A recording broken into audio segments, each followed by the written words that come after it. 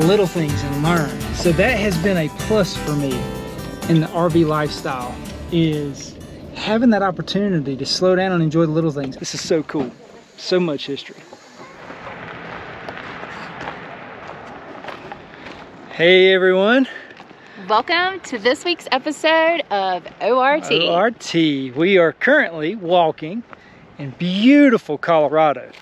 That's not what this week's video is about. This week it's going to take us from our travel day from Montana down to Salt Lake City, Utah. And it's going to cover a few of the fun things that we did there.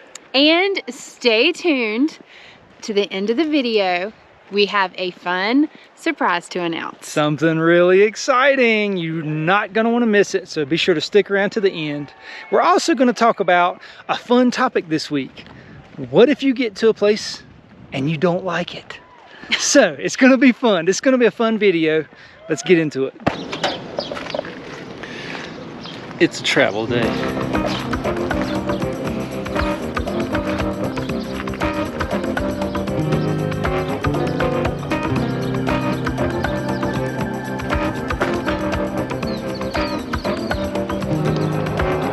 We've gotten pretty good about packing everything up the night before we leave. That way, final things we have to break down before we pull out is Starlink, disconnect the water and power, and then hook up to the truck.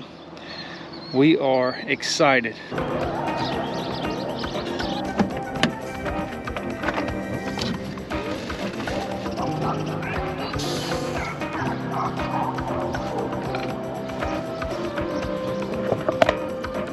This is a lifesaver. Getting a splitter really helps you when you flushing the tank, not to have to disconnect the water hose, put on the flush hose. You just have to remember not to forget it. I have forgot it previously had different campgrounds and had to buy another one, but super highly recommend.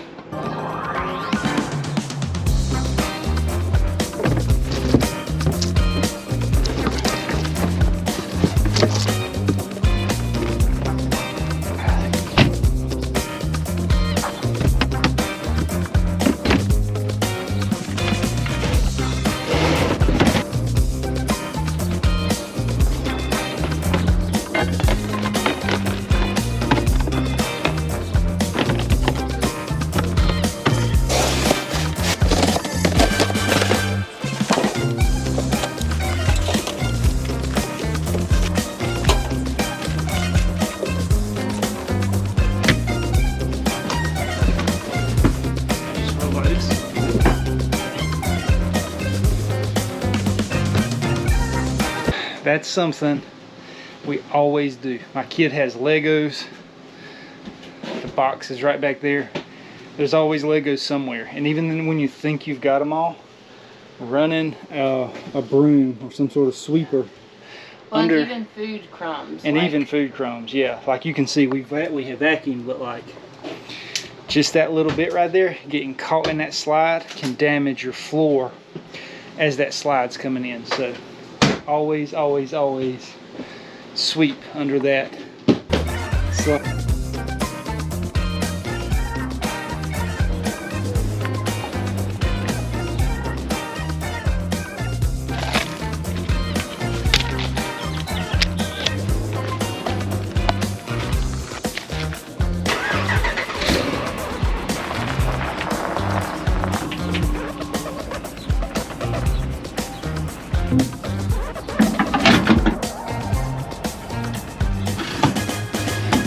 Now it's time to load up the kids and roll. Ready, girl? I'm ready. I'm gonna watch on, so it'll tell me how lazy I am today. We love the notifications of you need to move more. You need more steps. Driving 8 hours, don't tell me that. I'm excited to be back on the road. Ready. We got a 7 or 8 hour trip today. Did you see where I texted you the directions? Yeah, it's in. It's gonna be a good day. I'm excited. Turn left. We'll see how I'm doing 8 hours from now.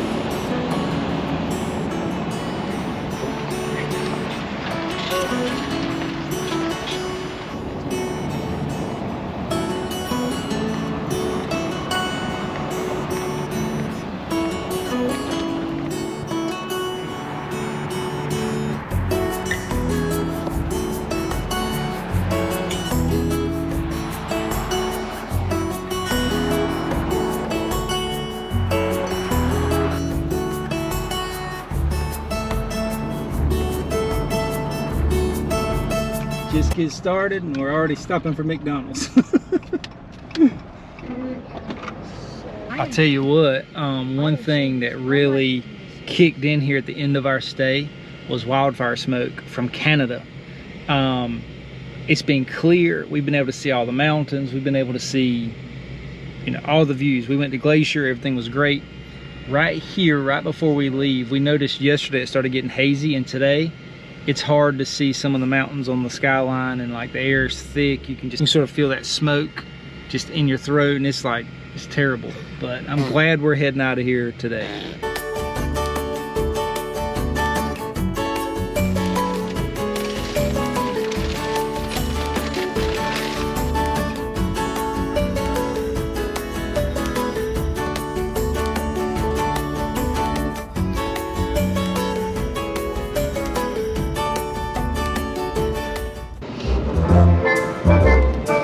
So we were cutting it close. I was trying to gauge my gas station stops appropriately for the trip, and I bypassed the gas station when I had 3/4 of a tank. Little did I know there would be nothing else. Fortunately, there was this little town called Independence. I guess we're still in Montana. No, Independent. It's the name of the place. No, it's the name of this thing. This place said Melrose or something. Melrose. Oh, okay, yeah, that's the name. So Melrose, and I still think we're in Montana. It is a small town, and I'm gonna have to pull. Yeah, we're still in Montana. I'm gonna have to pull up to this gas station and then back out of it. But at least they have gasoline, so we cut it by the skin of our teeth. And I didn't fill my reserve tank this time because we thought we would be fine.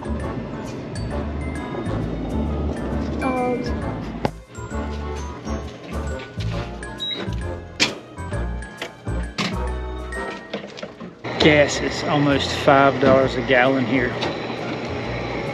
I'm probably not gonna fill up. I'm gonna get enough to get me to the next gas station and then roll.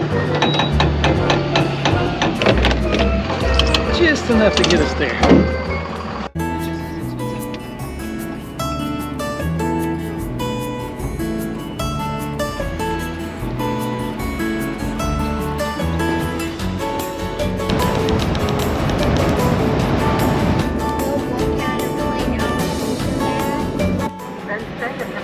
All right, so getting gas again. We have gotten so much gas today. I think this is like my 4th gas station. I quit filming after the Sinclair we stopped at because it was just monotonous. It's not interesting. But we are in Idaho still. We're almost to Utah. I think we've got about an hour left, so it's been a good trip. Minimal issues. I hope it stays that way.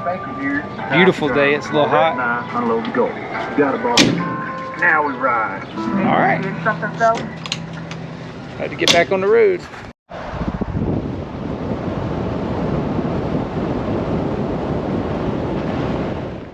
Okay, so we're gonna be completely transparent here and honest about our time in Salt Lake City the first time.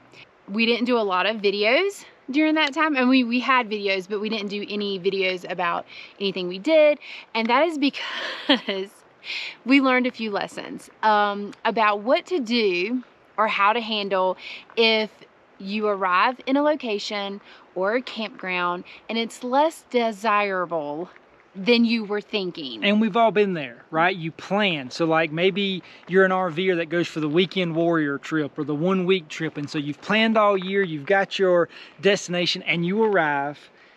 And then, the grass at the campground has not been cut all season. Yes. You're super cool. And so on our trips, you're gonna have a dip. And how do you get through the dips? Is it gonna ruin your trip? Is it gonna make you pack up and go home? Some people do, but these are some tips that hopefully you can apply for those dips to kind of help get you through. Not every place is going to be amazing. There are gonna be places you stumble upon that are not amazing. Okay, so the first thing, one of the first things we recommend, and this is before you get there to help prevent the dip, and that is Research. Research, and that may sound simple. I'm terrible at this. I'm not interested in it. I'm kind of a like fly by the seat kind of guy, but this is one of her strengths. Yes. Do your homework, do your research. We kind of had a feel about the campground we were going to in the area, but go beyond that brochure because they're going to have the most epic pictures online.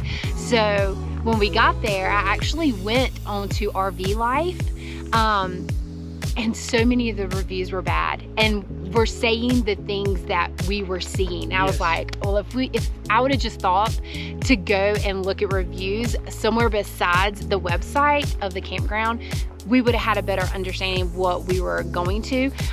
Also using the satellite on Google Maps so you can like zoom in and see exactly what's around you, then we would have seen, oh, we are right off of a highway. Oh, we are in an industrial part of town. So do your research. Go beyond the brochure, get an aerial view, and be sure to search for what you're looking for in an area. Are you looking for food? What kind of food places? Just go beyond the brochure is what we kind of say. It's beyond the website. It's beyond what they have because again, like she said, they're gonna have the best pictures on the website, but they're not gonna have the negative. And so you've got to find that negative. And too, like it was in an area that was like really quick to restaurants and shops. But one of the things that we wanted to do while we were there was hiking, and it was really far from all the hikes that we wanted to do. Okay, so tip number 2, to stay out of the dip or to prevent the dip on your trip would be communicate. This ties even back into the research. Partners, husband, wives, you've got to talk to your partner about what's important to you for the trip.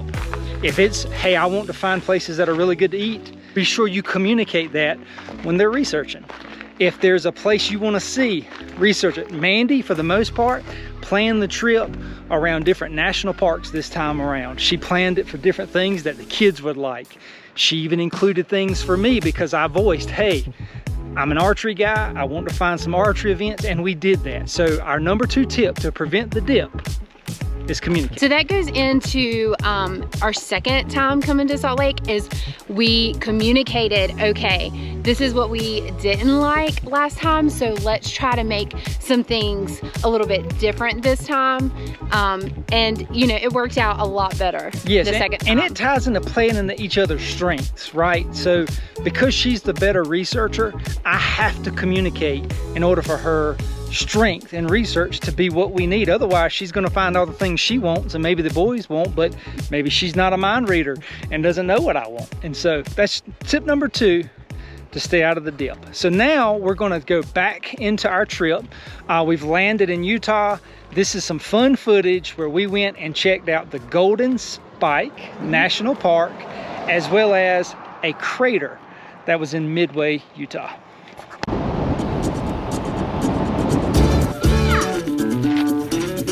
Good. So cool. How excited are y'all?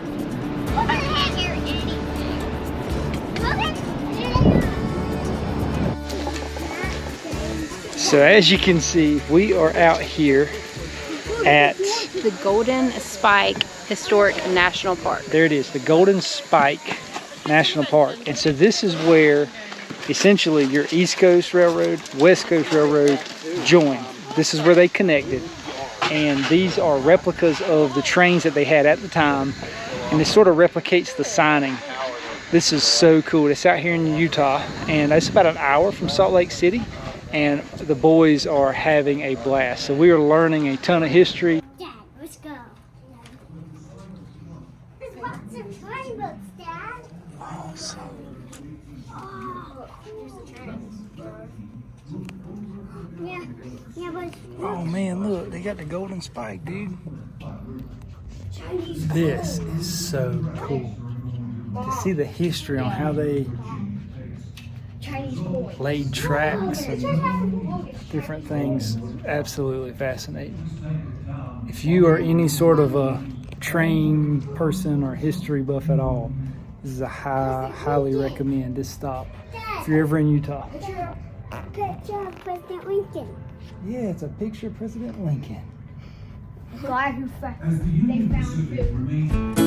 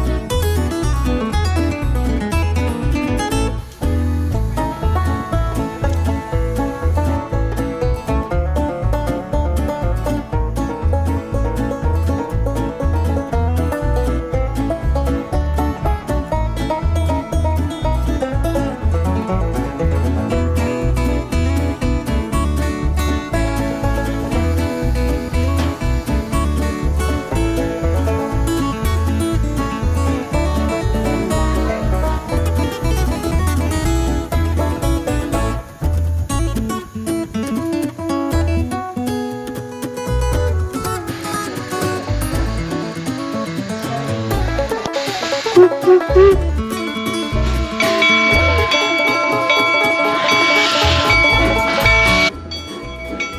do you think?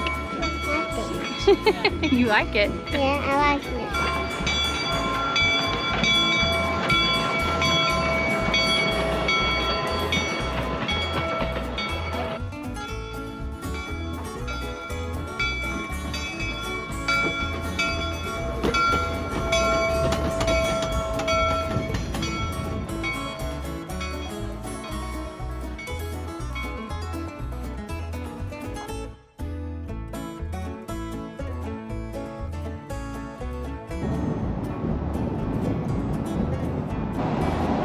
Okay, so we are now heading over to the Chinese Arch. I think it's a place signifying some of the explosives.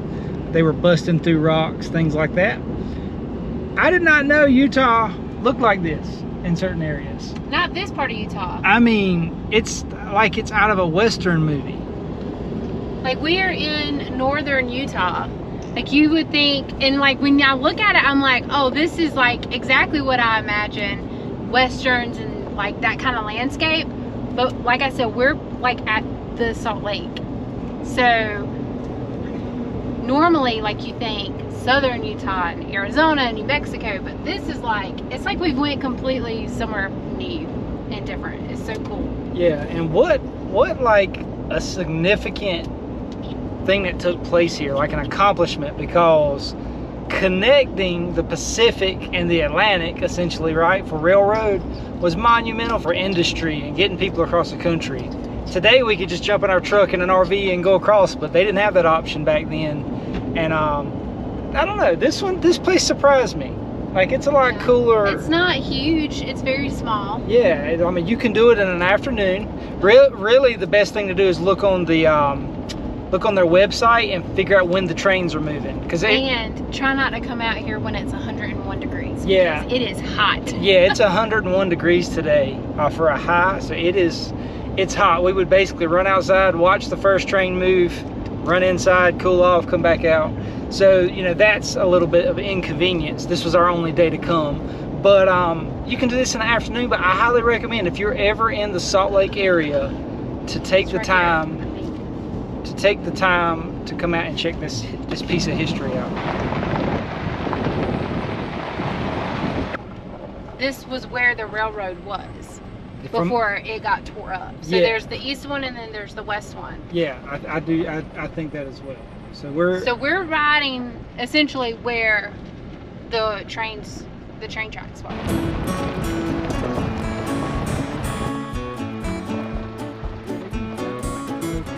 easy that they blew through that rock. I mean, they did this a lot for trains, obviously, but blowing through that rock to make a way for the train with dynamite, that's crazy.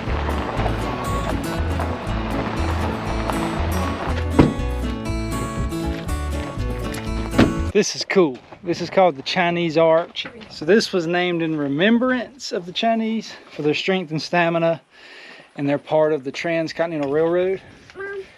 At first I thought they actually made this, but they didn't. They said it was a naturally made thing, but they just named it in remembrance. But it's cool. Awesome, neat view.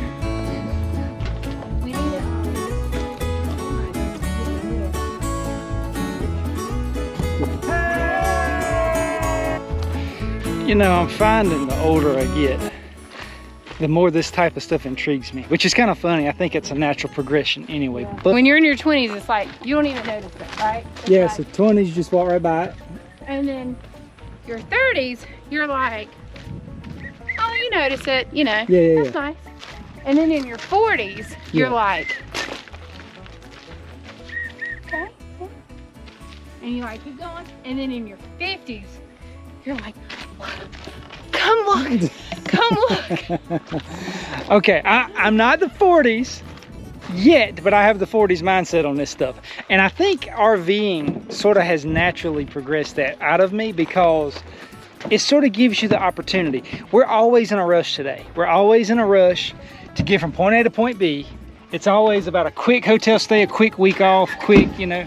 And I feel like with RVing, the way we've been able to do it, and you're in an area for a month, or you know, this is our second trip in a summer, you're able to stop and sort of enjoy the little things and learn. So that has been a plus for me in the RV lifestyle, is having that opportunity to slow down and enjoy the little things. Our history is amazing, right? Not saying all of it's great or all of it's perfect, but it's fascinating to learn. And this is one of those trips I'm glad we did. I'm glad we slowed down for a day and decided to ride an hour and a half out to the middle of a desert-like area and learn about the Transcontinental Railroad. That was funny. I think you're right. Yeah, you're so right.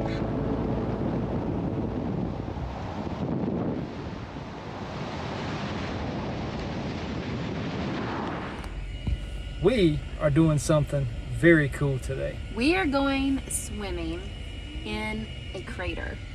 What do you think about this? I love it. It's going to be fun. So there is a legit crater, and it's like a cave. You walk in, you're in a crater, you swim. We are so excited. The water's supposed to be crystal blue. It's an experience here in, I think it's called Heber, Utah. Well, I think technically we're in Midway, but it's called the Homestead Crater. Homestead Crater. And this is going to be fun. We're looking forward to this. Let's go, guys.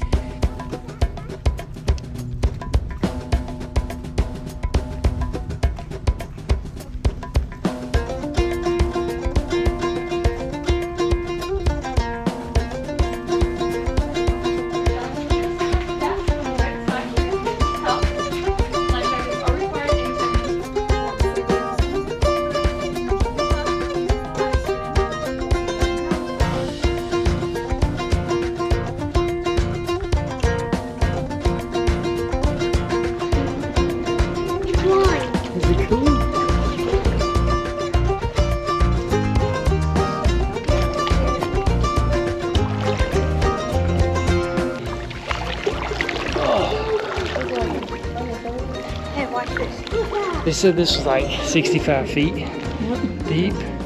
It's like a natural crater, crystal clear blue water. You can see my feet down there. Unbelievable.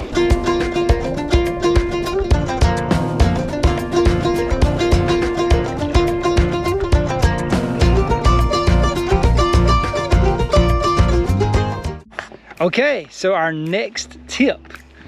We have research, we have communicate. The next tip we have is to be flexible. Flexible, so, yes. Saving room for those little moments that are not planned. For example, we had planned to go to the crater. That was on our itinerary. We had not planned on the Golden Spike. We didn't even know that was in Utah. And so when we were coming back into Utah from Idaho and we saw the sign, we were like, oh my goodness, we have got to do that. So if we had our itinerary jam-packed, we wouldn't have had time to be able to do that. But we had left a little bit of room so that we were able to do that. The kids loved it. It was an amazing experience, history lesson.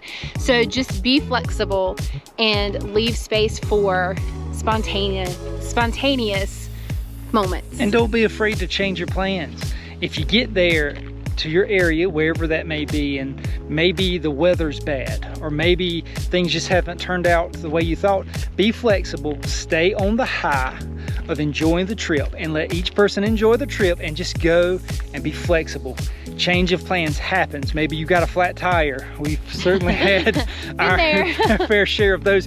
We're going to change tires here soon, so we got tire trouble. But in those dips, if you stay flexible, you can still save your trip. And that's what it's all about. We work hard. We work hard to be able to vacation and go see amazing things, especially with RVing, and being flexible can save your trip. Okay, and so without further ado, for those who are still watching, now we introduce our surprise. We would like to announce the newest addition to our RV tracks. Meet Cosmo! Hey, Cosmo! So we picked this little guy up in Salt Lake City while we were staying there. It was kind of a spur of the moment decision to get one while we were there. We had already been talking about getting a puppy, and he popped up and was just like perfect. So we went and got him, and we've had him now for a week almost. Yeah, a week. And so when we talk about being flexible to save your trip, sometimes it could be buying a puppy. Yeah. So prepare to see him more on upcoming videos. Major puppy content coming your way. He's our new mascot.